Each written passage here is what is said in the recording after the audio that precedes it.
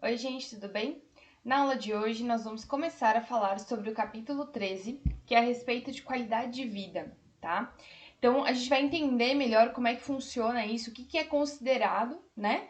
Para que eu possa falar que uma população tem uma qualidade de vida alta, né? Então, o que o governo, os órgãos, né, como a Organização Mundial da Saúde ou a ONU consideram, né, para que eu fale que realmente um país ele tem uma qualidade de vida alta. Bom, o que é qualidade de vida? Tá? Para muitas pessoas, qualidade de vida está relacionado com a riqueza de um país. Dessa forma, as pessoas que vivem em países desenvolvidos teriam uma melhor qualidade de vida. Para classificar os países quanto ao nível de desenvolvimento, né? Então, vocês já ouviram falar provavelmente dentro da geografia que se usa o termo PIB, né? Que é Produto Interno Bruto. É o quanto de riqueza aquele país produz em um determinado período de tempo.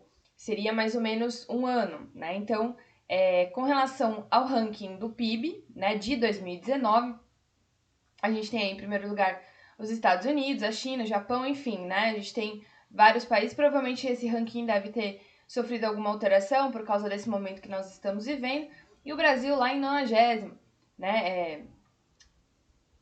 Dentro desse ranking. Desculpa, gente, em nono, tá? Em nono. 90º a gente estaria bem mal, né? Mas não, em nono, tá? Bom, atualmente o Brasil ocupa, então, a nona posição nesse ranking. Mas será que o Brasil é um dos países mais ricos e desenvolvidos do mundo? Para isso, são analisados outros fatores para verificar o grau de desenvolvimento de um determinado lugar, tá? Então, não só o PIB, tá? Mas assim, o que a gente pensa é o seguinte: existem cidades no Brasil mais ricas, né? Como o caso de São Paulo, e existem. Que há uma discrepância, óbvio, né? Dependendo da região que você vai, e que há cidades que têm um nível de pobreza muito alto também, né? Então a gente é um país muito discrepante, como é um país muito grande, né? Acaba tendo essas diferenças. Para isso, analisar os fatores para verificar o grau de desenvolvimento de um determinado lugar. O PIB per capita, por exemplo, analisa a renda de um país em relação ao número de habitantes. Com isso, o Brasil passa a ocupar, então, 69ª posição. Ou seja, se a gente for analisar tudo que o Brasil produz, estamos na nona posição. Só que se a gente pensar que nós temos uma quantidade de população enorme, né, e muito pobres e muito ricos, se a gente dividir toda essa renda para a população total do Brasil, a gente tem essa discrepância, né? Então a gente está lá em 69ª posição, tá? Ou seja, a situação não é muito lá favorável para nós. Bom, a Organização das Nações Unidas, a ONU, possui um setor com o objetivo de promover o desenvolvimento dos países e erradicar a pobreza, tá? Que é o Programa das Nações Unidas para o Desenvolvimento, que é o PNUD, tá? Especialistas desse PNUD criaram o conceito de desenvolvimento humano, que leva em conta não apenas as condições econômicas, mas a qualidade de vida oferecida, então, aos cidadãos, tá? Índice de Desenvolvimento Humano, tá? É um outro índice que é levado em consideração para avaliar a qualidade de vida da população. A ideia de criar formas de medir a qualidade de vida surgiu na década de 50, pois era necessário um indicador que não fosse apenas quantitativo, como é o caso do PIB, né? O PIB ele está medindo a quantidade de dinheiro que o país tem. O IDH ele é mais qualitativo, né? Da qualidade de vida, enfim. Era importante considerar a desigualdade econômica, conservação ambiental, disponibilidade de infraestrutura para a população. Em 1990, economistas que trabalhavam para o PNUD propuseram um novo índice para medir o grau de desenvolvimento de um país, o IDH, que é o Índice de Desenvolvimento Humano, tá? Bom, o IDH ele é utilizado para medir a qualidade de vida dos países com base nos seguintes fatores: renda per capita, quanto cada uma das pessoas ganham, tá?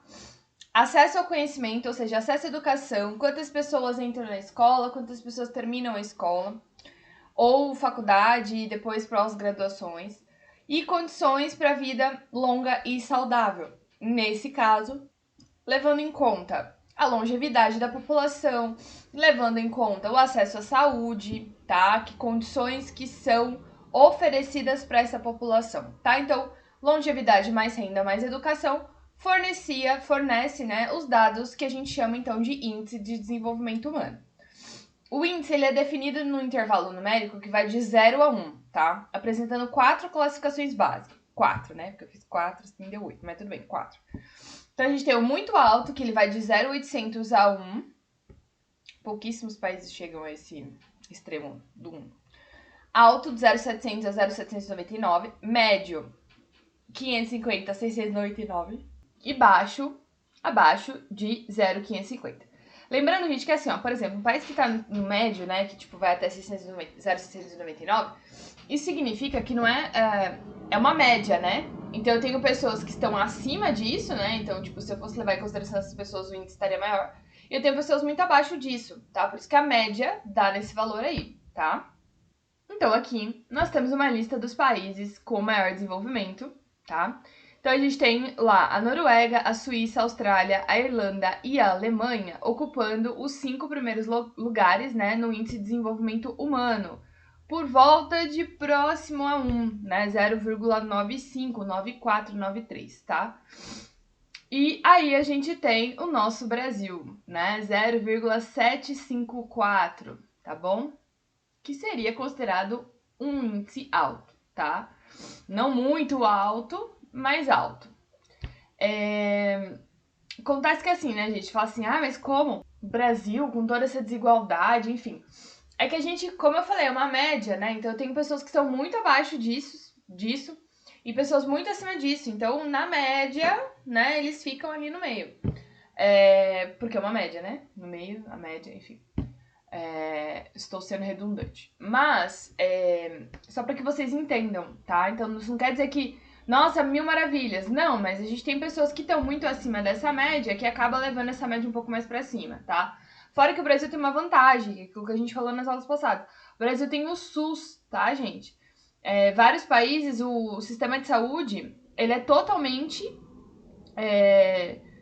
por exemplo, para cuidar de doença, tá? Não tem esse processo de prevenção que a gente tem aqui, com o caso da mulher câncer de colo de útero, câncer de mama, no caso do homem câncer de próstata, enfim.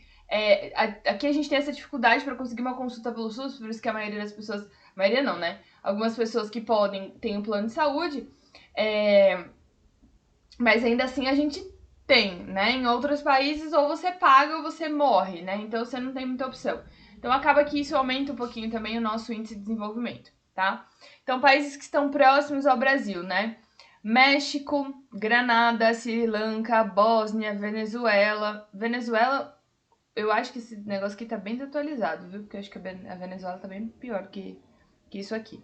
Azerbaijão, Líbano, a Macedônia, a Armênia e a Tailândia, tá? Países com desenvolvimento muito baixo, tá? Baixo, né? Que é o Sudão, a República Centro-Africana, o Níger, enfim, tá? Então a gente tem alguns extremos, né? A Noruega no extremo de cima, a República Centro-Africana aqui no extremo de baixo, né? O Brasil ele tá aqui um pouquinho mais pra cá, o Chile tá melhor, a Guiana tá pior, enfim. Tá? A gente fica ali meio que no meio dos processos. No Brasil, o indicador usado para a qualidade de vida é o Índice de Desenvolvimento Humano Municipal, que é o IDH-M. De acordo com o PNUD, esse índice considera os mesmos fatores avaliados no cálculo IDH, renda per capita, saúde e educação. No entanto, o método para realizar essa medida foi ajustada à realidade do país, né? Que não é lá aquelas coisas para essas coisas aí, né? Educação, saúde e renda per capita.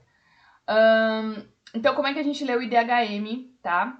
A gente tem a faixa de desenvolvimento humano municipal, então de 0 a 0,499, muito baixo, 0,500, 599, baixo, 699 até 699, médio, alto até 799 e, obviamente, muito alto até próximo a 1, tá? Aqui a gente tem um ranking, não sei se esse ranking está atualizado, tá, gente? Mas para avaliar, a gente considera, então, a longevidade também, que é a esperança de vida dos moradores ao nascer, tá? Então, ou seja, qual que é a média de vida de uma pessoa que mora em São Paulo? Isso é a longevidade, tá? Sei lá, 80 anos, 50, 60 anos. Espero que não, né? Mas, enfim. Com fornecimento de moradias e água tratada, acesso aos tratamentos médicos. Então, o maior índice de DHM do Brasil é São Caetano do Sul, aqui no ABC Paulista, 0,86, depois vem Águas de São Pedro, Florianópolis em Santa Catarina, Vitória no Espírito Santo, Camboriú em Santa Catarina, Santos em São Paulo, Niterói no Rio de Janeiro, Joçaba em Santa Catarina, Brasília e Curitiba no Paraná. Então esses são as 10 primeiras cidades em questão de qualidade de vida, tá? Nossa, a capital não tá? Não, a capital não está. Primeiro porque a questão, gente, é que a capital de São Paulo, né, a cidade de São Paulo, ela é muito grande, né? Então a gente tem uma discrepância muito grande entre regiões, né? Então tem regiões muito boas, mas tem regiões muito ruins também. Então aqui a gente tem os dados sobre a expectativa de vida dos paulistas, tá? Dos paulistas, não dos paulistanos. Então, do estado de São Paulo. Então a gente tem 76,4 anos é a expectativa de vida de uma pessoa que nasce no estado de São Paulo. Isso foi um acréscimo de 4,8 anos entre 2000 e 2018. Gente, lembrando que assim, né, não é que você nasceu aqui que você vai morrer com 76,4 anos, né, ou seja, 76 anos e 4 meses, não. Isso é uma média de expectativa de vida e é alta, tá? Quantos anos mulheres têm a mais de expectativa de vida entre os homens? Então, em 2000, nós tínhamos 9 anos a mais de expectativa de vida em comparação aos homens, e em 2018, 6,3 anos a mais.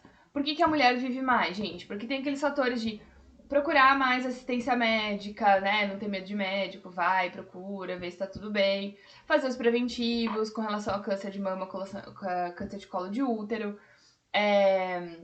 E também homens, de uma forma geral, acabam, às vezes, morrendo muito jovens, né? Porque é questão de se meter... Às vezes, tipo assim, o índice de assassinato entre homens é maior, enfim, né? Tem outros fatores levados em consideração.